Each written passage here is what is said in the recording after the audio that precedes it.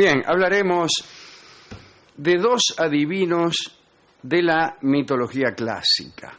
Se llamaban Mopso y Calcante. Ajá. Hablaremos de ellos y vamos a ver cómo se unen las historias de uno y otro. Con respecto a Mopso, que es el menos conocido, Sí. sabemos que lo consideraban hijo de Apolo, aunque esto es saber poco, porque era común que la mayor parte de los adivinos dijeran provenir de Apolo.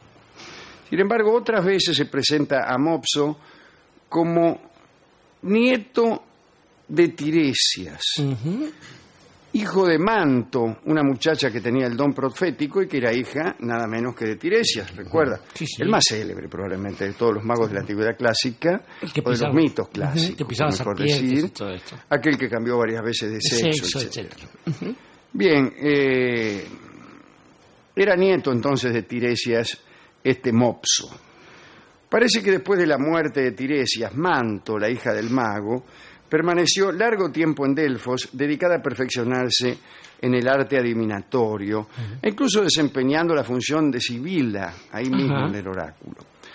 Un día el dios Apolo la mandó a la ciudad de Claro y ella se casó con un tal Racio. El hijo que nació de esa unión fue Mopso, que heredó de su madre y también de su abuelo, el mago Tiresias, el don profético. Mopso fue fundador de ciudades, fundó la ciudad de Colofón, era muy célebre, pero no tanto como el otro, Calcante. No, Calcante, claro. Calcante había nacido en Micenas y era el mejor en la interpretación del vuelo de las aves. Él veía un ave volar y ya te decía el futuro. También era el que mejor conocía el pasado y desde luego el presente. Bueno, para eso era adivino.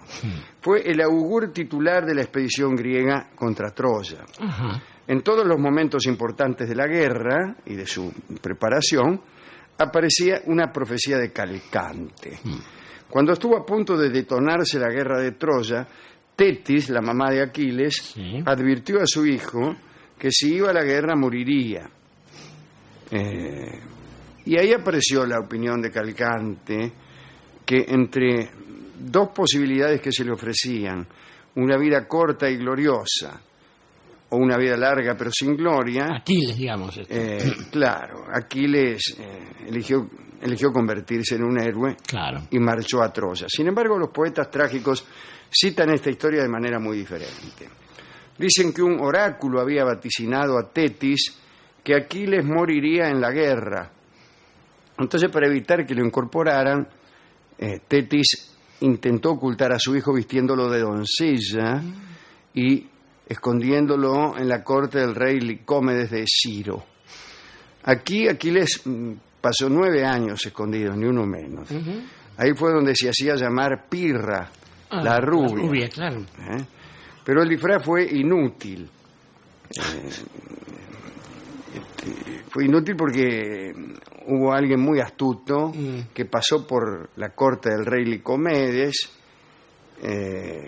y bueno, y lo descubrió. Mientras estuvo allí, de todos modos,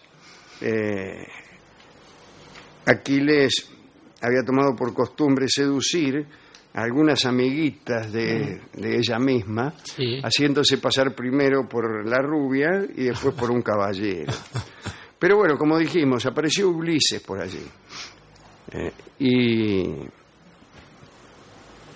justamente aquí había tenido intervención Calcante, porque Calcante le había dicho a Ulises que la guerra de Troya no podía ganarse sin la intervención de Aquiles. Ajá. Y entonces Ulises perseveró en la búsqueda y lo encontró allí, bañándose con unas muchachas disfrazadas. Recuérdese cómo entró Ulises, el astuto Ulises, ¿no?, al escondite de Aquiles. Fingió que era un vendedor y entonces ahí mostró unas telas, unas vestimentas femeninas, unos adornos, y en una de esas peló un cuchillo, sacó un cuchillo flamante, una navaja de esa sevillana con 147 adminículos. Sí. Victorinox. La del Y ejército suizo. entonces la rubia dijo, ¿qué es Ese es esto? para mí. Era Aquiles. Otra premonición de Calcante fue la siguiente. En Áulide Sí. interpretó el presagio representado por la serpiente que devoró a unos pájaros en el altar y declaró lo siguiente. Se puso ahí en primer plano y dijo: la ciudad de Troya será tomada al 10º año de la guerra. Predijo también que la ciudad no podría ser tomada a menos que se procurasen del arco y las flechas de Heracles. Para lo cual Ulises fue a ver a Filoctetes, uno que se había quedado con las armas de Heracles. ¿Cómo se había quedado con aquellas armas? Se las había regalado el propio Aquiles a cambio de que no revelara el lugar donde iba a ser enterrado. Filoctetes escondió el cadáver, pero después al final batió. Sí. Pero como quiera que sea, se quedó con las armas. Muy bien, esa fue otra profecía de Calcante. Al final consiguieron el arco de Filoctetes. Y en Áulide se mandó una premonición que le costó la vida, al menos en una versión, a la hija de Agamenón, a Ifigenia. Allí estaban las tropas griegas en Áulide dispuestos a partir para Troya y no soplaba viento. Hasta que Calcante dijo: ay, lo que pasa es que acá no va a haber viento hasta que sacrifiquen a los dioses a la hija de Agamenón, Ifigenia. Muy bien, dijo Agamenón. A ver, dice, Ifigenia, venga para acá. Y la sacrificó. Y ahí nomás empezó a soplar la virazón. Sí. Pero hay muchas versiones de este episodio. Sí. Hubo mitógrafos que se escandalizaron ante esta historia y trataron de convertir ese sacrificio espantoso en alguna otra cosa. Y bueno, algunos la mandaron a una isla, otros la reemplazaron por no anda a saber qué animal, etcétera, etcétera. Entre otras muchas profecías, Calcante fue el que anunció, pero engañosamente a los troyanos, que el caballo de madera era una ofrenda para la diosa Atenea y que si lo rechazaban caería sobre ellos un desastre inexorable. Bueno, eso no es una profecía, sino una trapisonda. Es un engaño, claro. Una zancadilla. Bueno, en cambio les dijo Calcante: si lo dejan entrar, conquistarán Micenas y obtendrán el favor de la diosa. Y el rey Príamo, que era un poco pavo, creyó. Lo primero que hizo fue mandar a agrandar las puertas desde Troya, claro, porque el caballo no entraba. Tuvo que agrandar la puerta. No parecen muy piola los griegos tampoco. Quieren meterle un caballo dentro de la ciudad y lo primero que hace es hacerlo tan grande que no le entra por la puerta. Esa era una objeción, diría yo, la más seria. Claro. No tanto que no creyeran, sino que no pudieran pasarlo por la puerta. ¿Qué quiere si no me entra por la puerta? Déjalo ahí, hubiera dicho algún rey perezoso, claro. Bien, el caso es que muchas gracias, pero no me entra. Es un inciso de uso vulgar en carpintería y en muchos otros menesteres, ¿no? Cuando le hacen a uno algo más grande que lo que encargó. Una expresión clásica esa. Ahora Príamo era tan sonso que dijo: no me entra, pero voy a agrandar la puerta. Que ya hay que tener ganas, ¿no? Le gustó el presente griego, seguro. Y así le fue. Cuando volvían de la guerra, Calcante predijo a los griegos que el viaje no sería fácil, lo cual tampoco hay que ser muy mago para saberlo. Pero él se negó a volver con el grueso de la tropa porque sabía que no llegaría de ese modo a buen puerto. Pero atención, también había una profecía oracular para el propio Calcante. Y aquí viene la historia que queríamos contar. Se le había anunciado que moriría el día en que encontrara un adivino más hábil que él. Morirás, Calcante, dijo el oráculo, el día que encuentres a un adivino más hábil que tú. Calcante se embarcó de regreso con unos pocos compañeros, fueron a parar a unas costas del Asia Menor, eran las tierras de Colofón. ¿Y quién vivía en Colofón? Nada menos que el fundador, aquel adivino del principio del programa, llamado Mopso. El nieto de Tiresias. El carácter agonal de los asuntos míticos apareció rápidamente, es decir, hubo competencia. Enterado de la llegada de Calcante, Mopso lo retó a una competencia de predicciones y saberes maravillosos. Y Calcante tuvo que aceptar. Muy bien, concurso, a ver quién adivina mejor. Está lindo. Colofón crecía una higuera, notablemente fecunda. Calcante quiso poner en ridículo a Mopso y le preguntó si podía decirle cuántos higos tenía el árbol. Dice el mitógrafo que Mopso, cerrando los ojos, contestó 10.000. Y se contaron los higos. Ajá. La intuición de Mopso había sido infalible. Eran 10.000. Ajá.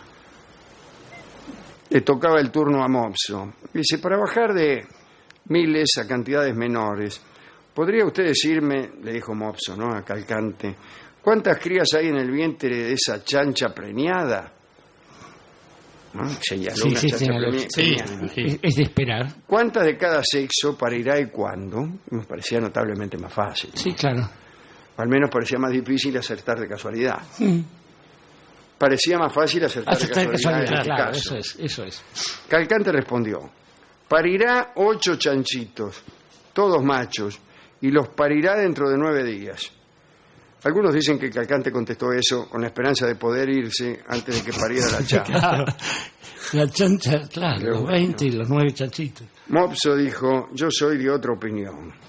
Calculo 3 chanchitos, uno solo macho, y nacerán mañana al mediodía, ni un minuto antes ni un minuto después. Y acertó. No, pero Parece mentira. conocía a la chancha. Sí. Al otro día, al mediodía, la chancha tuvo 3 chanchitos, uno macho. Y Calcante murió de puro desesperado, imagínese. Claro, pero más bien. Sus compañeros lo enterraron enseguida en Nocio. Y el alma de Calcante anda en pena por el monte Drío de Dauna, cerca de Colofón. Allí, en la cumbre, mantiene un oráculo basado en la interpretación de los sueños que todos ustedes pueden consultar por un módico estipendio. Y aquí termina la historia de Calcante y Mopso, la historia de aquel adivino que sabía que iba a morir cuando encontrara uno mejor que él. Es curiosa esta profesión, Alejandro, porque si no la toma uno como un don divino, se corre el riesgo de pensar que la capacidad predictiva está dada por una suma de saberes. Le pasa a algunos analistas políticos, dicen, bueno, sumando estos factores, y nunca aciertan. O sea que o es un don divino o es una capacidad que es difícil de sostener. Pero en todo caso, es una capacidad que se manifiesta en el tiempo. Uno tiene el momento de la predicción y el único que sanciona ahí la verdad o la cosa es el futuro. Digamos que el después, en realidad, debe ser hijo siempre del ahora. Esto es, si el ahora en realidad es hijo del después, es decir, si uno está previendo qué es lo que va a pasar, se convierte muy probablemente o en un cobarde o en un especulador. Ese no es mago. Claro. En el mago la genealogía es inversa. Exactamente. Digamos que también el antes suele ser más útil para el arte. Uno imagina a los muchachos de antes, el tiempo de antes y difícilmente la otra cosa. El otro siempre parece un ejercicio de ficción difícil de asir. No ha dado grandes cosas más que géneros menores esto. Pero después encierra contenidos ominosos también. Fíjese que, por ejemplo, en la vida cotidiana, sin ir a los adivinos, cuando un niño escucha después, esto siempre es una especie de castigo. Es una dilación. Una dilación que siempre es un castigo. Una dilación que tiene ansia de castigo. Claro, exactamente. También esta cosa de después te explico, digamos, este asunto cuando uno se enfrenta a una acción indeterminada.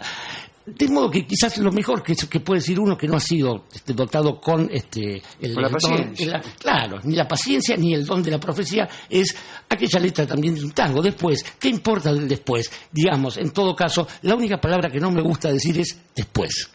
Y después se llama el tango que escucharemos ahora en la versión de Libertad Lamarque.